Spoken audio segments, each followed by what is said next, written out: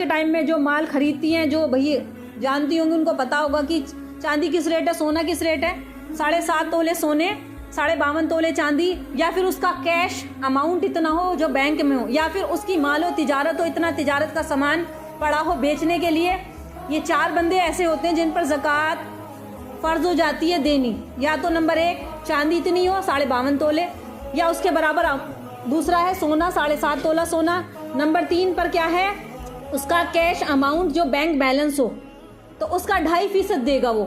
اور اللہ تعالیٰ نے زکوٰۃ کا حکم نماز کے ساتھ ساتھ رکھا ہے. اقیموا الصلاۃ وآتوا الزکاۃ, اقیموا الصلاۃ وآتوا الزکاۃ. جتنی بار نماز کا حکم ہے اتنی بار زکوٰۃ کا. نماز ہم بے شک سب ادا کرتے ہیں اس لائن میں, ٹھیک ہے, سب آگے ہوں گے, لیکن زکوٰۃ کے معاملوں میں 100 میں سے شاید 5 یا 6 ایسے ہوں جو صحیح معنوں میں اپنی زکوٰۃ ادا کرتے ہیں.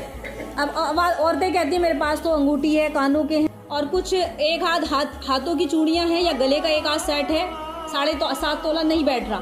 کچھ چاندی ملا لی, کچھ سونا ملا لیا, دونوں چیزیں مل گئی, 1 لاکھ سے اوپر کی بیٹھ گئی, کم سے کم 1 لاکھ جو میں بتا رہی ہوں بھی 1.25 لاکھ کے قریب. تو پھر تمہیں کیا, تمہارے اوپر پھر زکوٰۃ فرض ہو جائے گی. ان دونوں میں سے کچھ نہیں, لیکن بینک بیلنس ہے, چیزیں کچھ نہیں, بینک بیلنس ہے تو بھی زکوٰۃ ادا ہوگی. اور اگر چیزیں بھی نہیں ہیں ہمارے پاس, لیکن ہمارے پاس مال تجارت بہت پڑا ہے, پراپرٹیاں ہیں, جائیداد ہیں, مکان دکان لے کے ڈال رکھی ہیں, جائیداد ہیں اتنی, تو پھر اس کے حساب سے. اور 1 لاکھ پر 2.5 2.5% زکوٰۃ ہے ہمارے اوپر. ہمارے اوپر 2.5% زکوٰۃ ہے مسلمانوں پر. اور ایک مسئلہ اور سنو, دیکھو کہ جو یہودی ہوتے ہیں ان کے اوپر 10% یعنی کہ 10% زکوٰۃ ان کے اوپر واجب ہوتی ہے.